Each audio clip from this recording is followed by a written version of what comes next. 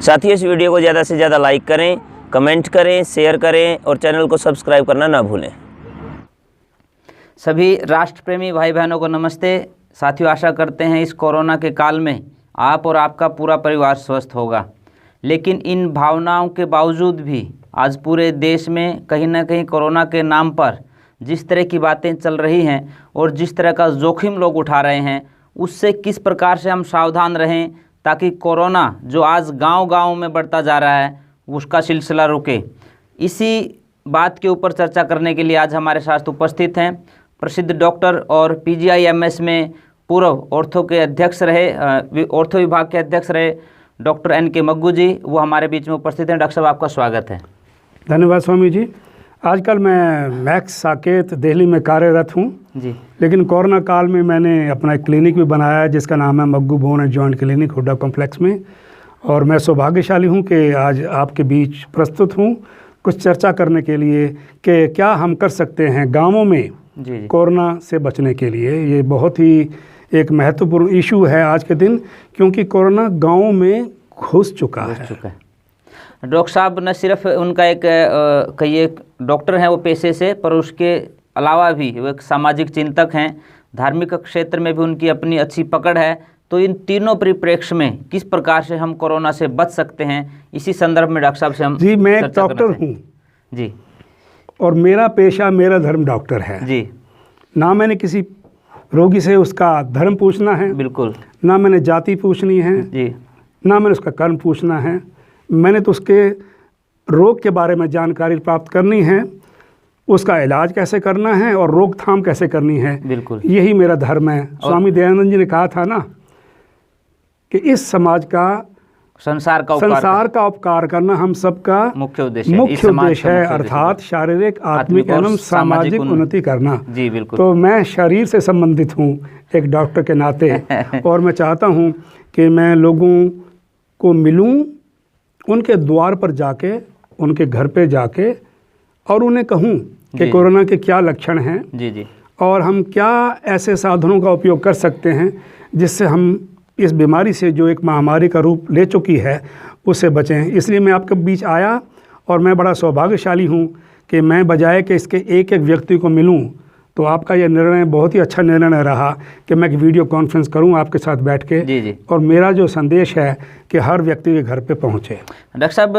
मैं आपसे सवालों का सिलसिला शुरू करूँ। सबसे पहले यहीं से शुरू करते हैं, जो लक्षण की आपने बात कही। आज गांव में जैसे देखते हैं किसी को बुखार आता है, हम लोग टिटोली की बात करें, टिटोली में ऐसा हुआ कि कुछ लोगों को बुखार रहा 3 दिन 4 दिन और फिर वो अचानक चले गए। कुछ लोगों ने जांच करवाई, वो कोरोना पॉजिटिव भी आ गए, दवाइयाँ भी ली, कहीं ना कहीं वो रिकवर भी हो गए, पर उनमें से भी बहुत से लोग हमारे बीच से चले गए। तो इन परिस्थितियों में किन कारणों को देख करके हम लोग ये सोचने पर मजबूर हों या उनको सोचने का विचार बनाएं कि हम लोग कोरोना पॉजिटिव हो भी सकते हैं, या हम लोग उनसे सावधान रहें? वो कौन से लक्षण शुरू में दिखाई देते हैं?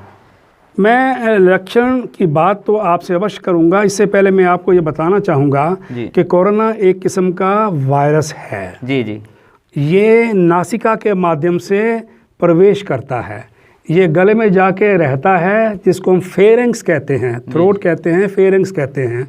लेरिंक्स नीचे होता है, ईसोफेगस का भी नीचे होता है, ऊपर फेरेंक्स का हिस्सा होता है जहाँ पर नासिका अपना अंत करती हैं। जी, जी। ये वायरस नासिकाओं से एंटर करता है और फेरेंक्स में लॉज करता है। जी, जी। हमें सबसे पहले इसकी एंट्री, इसका प्रवेश रोकना है जी। और रोकने के 2 माध्यम हैं जी। एक मास्क, आजकल हमें डबल मास्क लगाना चाहिए। जी, जी। और अगर ये पहुंच गया है तो उसको निकाल भी सकते हैं हम अपनी पुरानी व्यायामिक यौगिक नीतियों को भूल गए। मैं जब छोटा था, मैं आर्य समाज के शिविर में जाता था, स्वामी देवव्रत जी और सब इंद्रवेश जी ये आया करते थे और हमें भिन्न भिन्न प्रकार के योगा सिखाते थे। एक है जल नीति। जी, जी। मान लो कोरोना नासिका से प्रवेश कर गया, फेरेंक्स में लॉज कर गया, अभी 1 दिन ही हुआ है, तो आप एक नासिका से जल ग्रहण करके इसको मुख से निकाल सकते हो।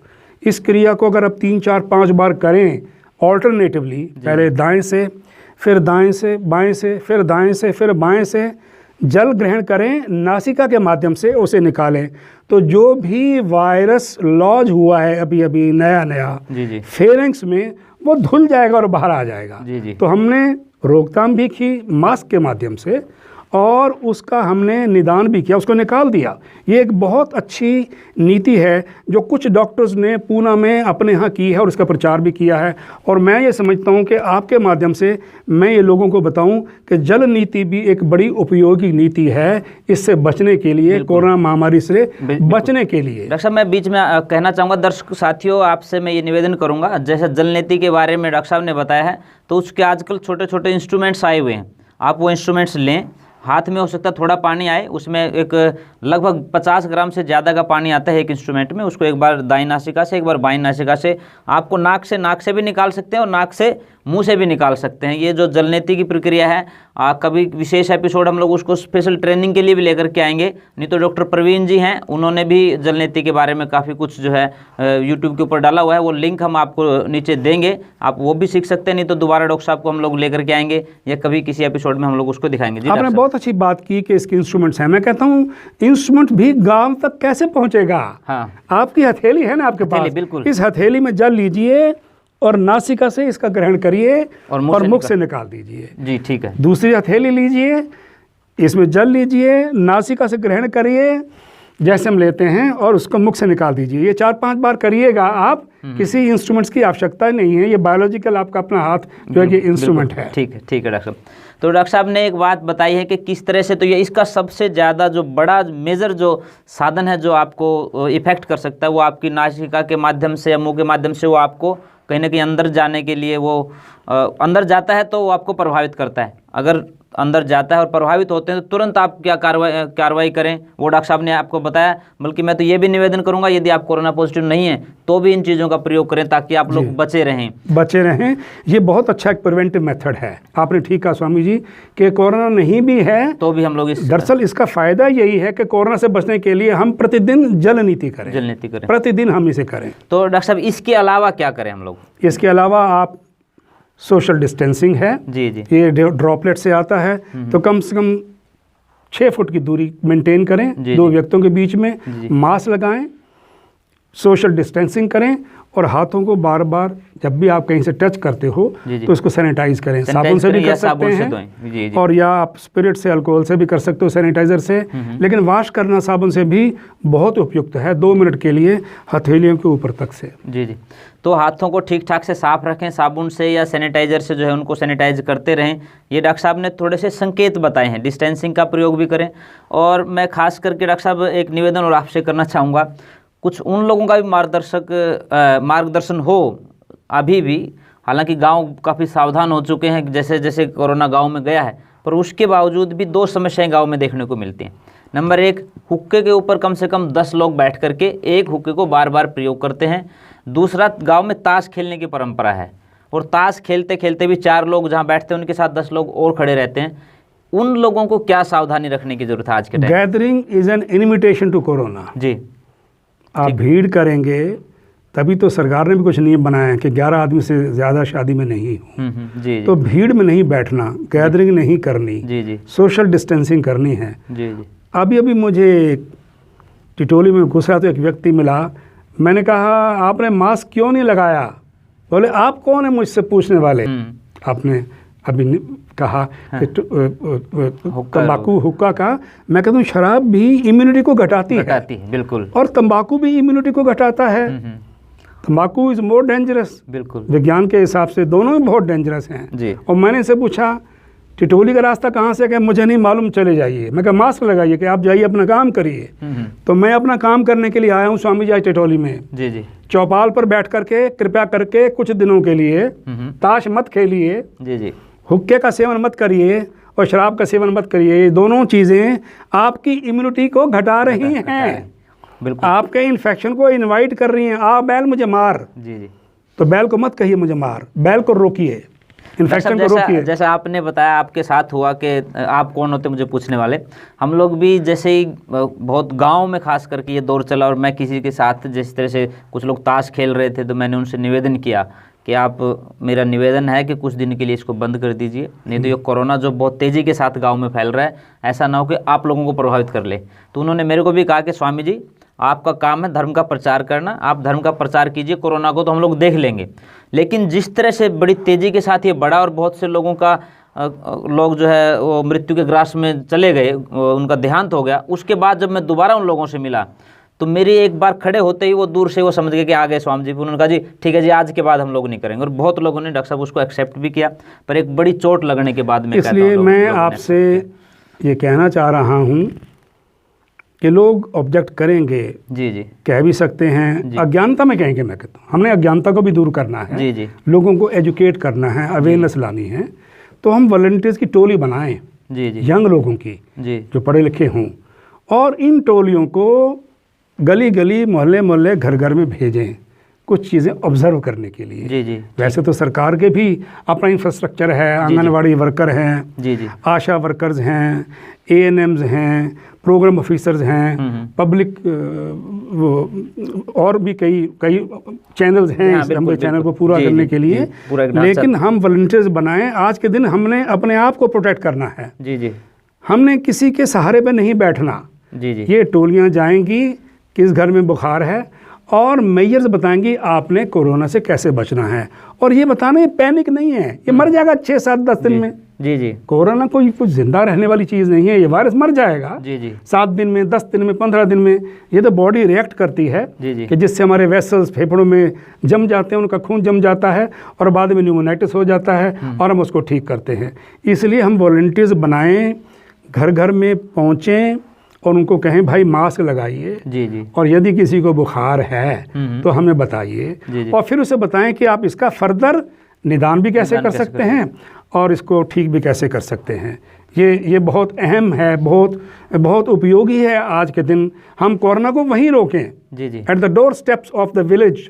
ठीक है, बिल्कुल, उसके घर पर वहीं रोक दें, बजाय ये हम सरकार पर निर्भर करें। सरकार इतनी काम नहीं कर सकती, करोड़ों लोगों को वो सब नहीं दे सकती जो आज इस महामारी के दिन हमें चाहिए। और बहुत आसान है, अवेयरनेस, रोकथाम, बहुत बचाव ही इसका सबसे बड़ा घर पर ही इसका इलाज किया जा सकता है 85 से 90% लोगों का। जी जी, तो ये बहुत ज़रूरी है। मुझे भी लगता है जैसे डॉक्टर साहब ने कहा कि जो परिस्थितियां विपरीत होती हैं तो शिकायत नहीं, सहयोग किया जाता है। हम, मेरी भी बहुत सी शिकायतें हैं सरकार से, यहाँ के सारे सिस्टम को लेकर के भी, लेकिन मैं ये कहता हूँ कि आज कहीं ना कहीं हमें खुद बचना है तो हमें ही आगे आना होगा, हमें ही अपने लोगों को जागरूक करना पड़ेगा। और जैसा डॉक्टर साहब ने कहा कि वॉलंटियर्स, गांव के यूथ जो है, अब वो अपनी जिम्मेदारी को समझें और गांव के हर एक बुजुर्ग के पास बैठ करके, हर एक व्यक्ति के पास बैठ करके उनको समझाने का प्रयास करें।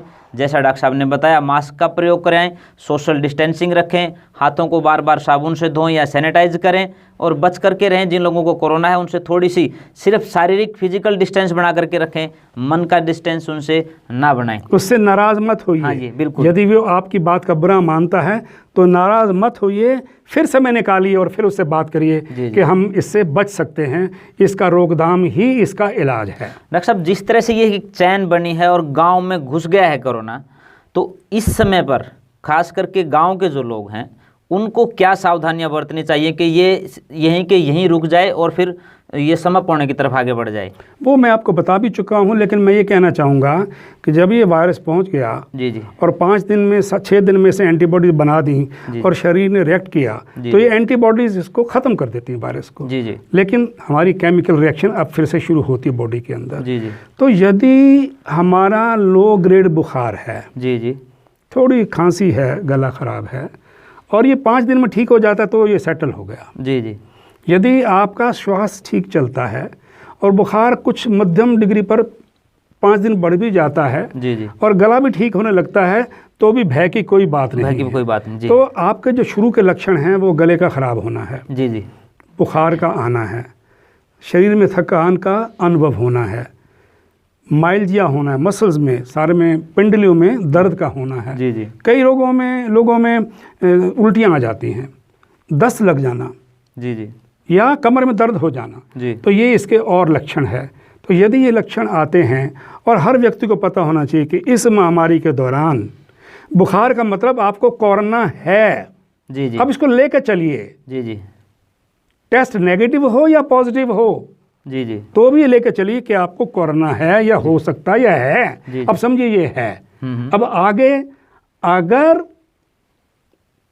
ये बुखार बढ़ जाता है 6ठे दिन 7वें दिन 100 से ऊपर चला जाता है, हाई ग्रेड हो जाता है, और खांसी में बड़ी दिक्कत हो रही है, बहुत मुश्किल हो रही है, जकड़ी की जैसे प्लास्टिक के फेफड़े हो जाते हैं, ऐसे फेफड़े हो गए हैं। जी जी और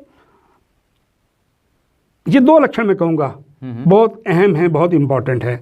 आपको सांस लेने में दिक्कत हो रही है, बुखार बढ़ गया है, तो यहाँ पर हमें सावधान होने की ज़रूरत है, हमें डॉक्टर को कंसल्ट करना चाहिए। और हो सकता है हमें ऑक्सीजन की ज़रूरत हो, हमारी ऑक्सीजन सैचुरेशन घट रही हो और ब्लड क्लॉटिंग मैकेनिज्म हमारे फेफड़ों में बढ़ रही हो। और यंग लोगों को मैं ख़ास कहता हूँ जी, यंग लोगों के फेफड़ों में वाइटल कैपेसिटी बहुत है ऑक्सीजन लेने की। इनको सिम्टम्स तब आ सकते हैं जब 2/3 ऑफ द लंग, 2/3 फेफड़ों के इससे इन्वॉल्व हो गए हैं। बिल्कुल। और एकदम से फिर ये प्रेसिपिटेट होगा और फिर पता नहीं क्या होगा, जीवन खोना पड़ सकता है। जी जी तो हम सबको इसके प्रति जागरूक होना है, इसके लक्षण के प्रति। ये लक्षण किस प्रकार से प्रोग्रेस कर रहे हैं, 10 से 12 दिन में ये ख़त्म हो जाना चाहिए, 14 दिन में ख़त्म हो जाना चाहिए। यदि 6ठे 7वें दिन आपका बुखार भीषण हो रहा है, बढ़ रहा है, आगे बढ़ रहा है, तो खांसी बढ़ रही है, बहुत गला पकड़ा जा रहा है, सांस लेने में दिक्कत है, you need oxygen, you need admission, और ये एक बड़े ही अच्छे लक्षण हैं। तो आप अपने सहयोगियों को और या सहयोगी आपका पता करें, चाहे वो आंगनवाड़ी वर्कर है, आशा है, या हमारे वॉलंटियर्स हैं, या हम खुद हैं, या हमारे घर के साथी हैं, मोहल्ले वाले हैं। इस चीज़ को यदि हम अपने मद्देनज़र रखेंगे तो उस रोगी को हम उसकी जान बचा सकते हैं। और हम जानते हैं कि इसको इस समय हॉस्पिटल में एडमिशन की आवश्यकता है। डॉक्टर साहब, ये आपने एक बड़ा अच्छा बताया कि हो सकता है 5-6 दिन के बाद बुखार बढ़े। एक बात और आती है, खास करके वैसे गांव में नहीं, अब हर व्यक्ति के अंदर ये दिमाग पे के ऊपर हुआ बना है कोरोना के नाम से कि मैं कोरोना पॉजिटिव हूँ। सिर्फ रिपोर्ट के आते ही कोरोना पॉजिटिव, तो उसको डिमोरलाइज हो जाता है। ऐसी परिस्थिति में क्या करना चाहिए? मैं यही कह रहा हूँ, हमारी इम्यूनिटी अच्छी होनी चाहिए। जी जी हम इस बीमारी के प्रति जागरूक होने चाहिए। जी जी हमें पता है ये वायरस 7 से 10 दिन में ख़त्म हो जाएगा जी, यदि हम उत्तम खाना लेंगे, यदि हम संयम से रहें, यदि हम अभी भी प्रिकॉशन लेते रहें कि हमने मास्क पहनना है ताकि और बैक्टीरिया नहीं आए, जी, और हम किसी को बैक्टीरिया दें भी नहीं, और हम सोशल डिस्टेंसिंग मेंटेन करें और सैनिटाइज करें, और हम देखें जी जी कि बुखार स्थिर है या घट रहा है और सिम्टोमेटिकली लक्षण के उधार से मैं बेटर हो रहा हूँ, तो पैनिक क्यों हो? यही मैं करूँ, पैनिक आपको मालूम होना चाहिए कि 80 से 85 से 90% पहली लहर में 95% थे, 80, 85, 90% तो लोग कोरोना हो जाए तो भी ठीक होंगे।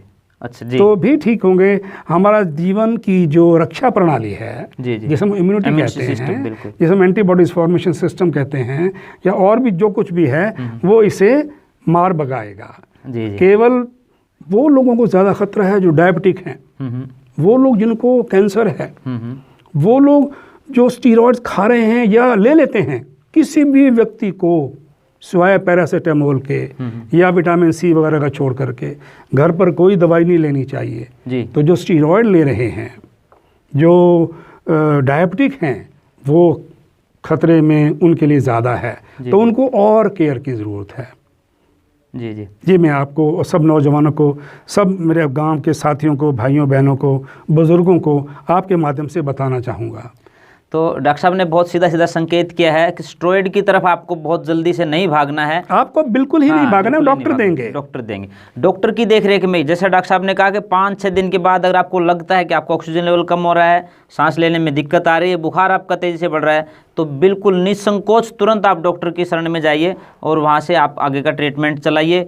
नहीं तो सामान्य खांसी जुकाम बुखार में भी डॉक्टर साहब ने कहा है कि उसको कोरोना मान करके उसके इलाज को शुरू कीजिए, और वो ठीक हो जाए। ये मैं अवश्य कहता हूं। योग के बारे में डॉक्टर साहब? योग डेफिनेटली, देखो आप प्राणायाम करते हैं, मैं समझता हूँ इससे इम्यूनिटी बढ़ती है मेरी। प्राणायाम करेंगे आप, लंग्स की एक्सपेंशन होगी, वाइटल कैपेसिटी बढ़ेगी, वाइटल कैपेसिटी बढ़ेगी तो आपका रक्षा सिस्टम, जो इम्यूनिटी सिस्टम, वो एक्टिवेट होगा, आपके lymphocytes and T cells activate होंगे। तो इससे, योगा से डेफिनेटली बिल्कुल निसंकोच मैं चाहता हूँ, ये इम्यूनिटी इससे बढ़ती है प्राणायाम से, और ये हमें करता रहना चाहिए। और ये कोरोना खराब किसको करता है? फेफड़ों को ही करता है। और यदि आपकी ऑक्सीजनेशन टिश्यू की अच्छी हो रही है तो उससे फाइट करेगा। बिल्कुल। तो योग को आप अपने जीवन में ज़रूर जीवन का हिस्सा बनाएं, और कोरोना हो या ना हो उससे सेफ रहने के लिए भी और उसके साथ साथ अन्य बीमारियों से बचने के लिए भी आप योग की शरण में ज़रूर जाएं। और मैं योग को कहता हूँ ये एंटीवायरस है एक तरह से, जिस तरह से कंप्यूटर के लिए एंटीवायरस की ज़रूरत होती है, ऐसे ही जीवन में एंटीवायरस के लिए योग को आप अपनाएंगे तो मुझे लगता है कि हम लोग बहुत सी बीमारियों से बच सकते हैं। जी जी।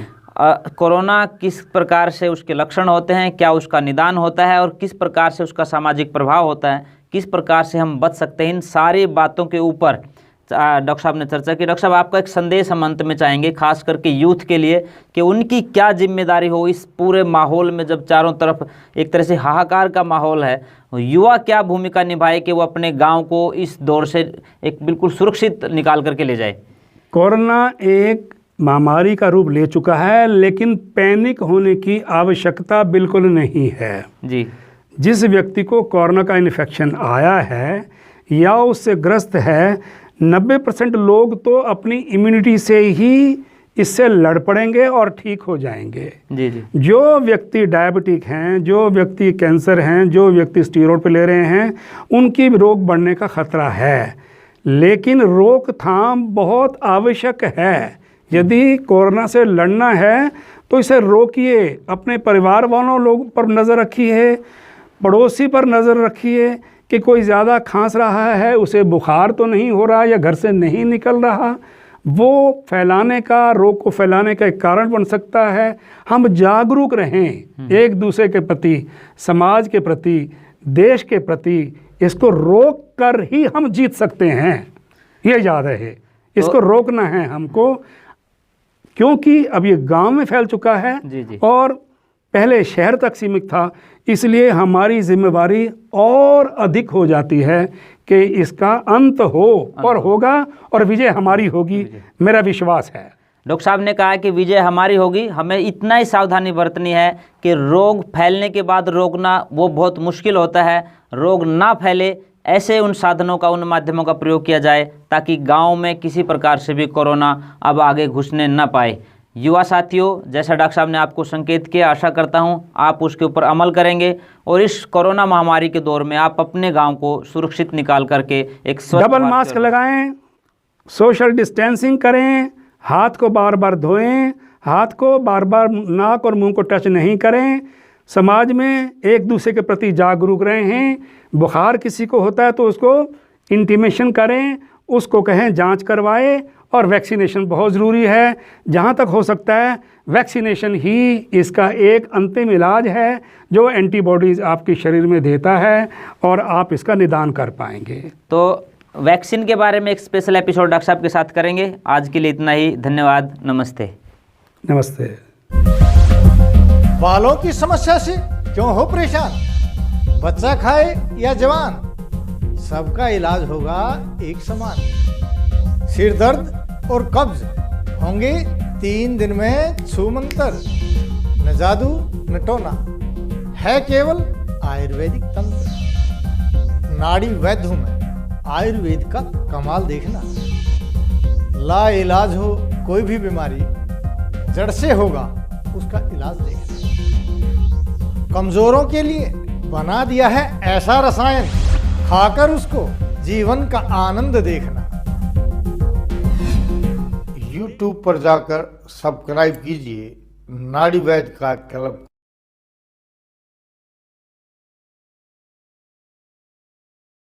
साथियों, इस वीडियो को ज़्यादा से ज़्यादा लाइक करें, कमेंट करें, शेयर करें और चैनल को सब्सक्राइब करना ना भूलें।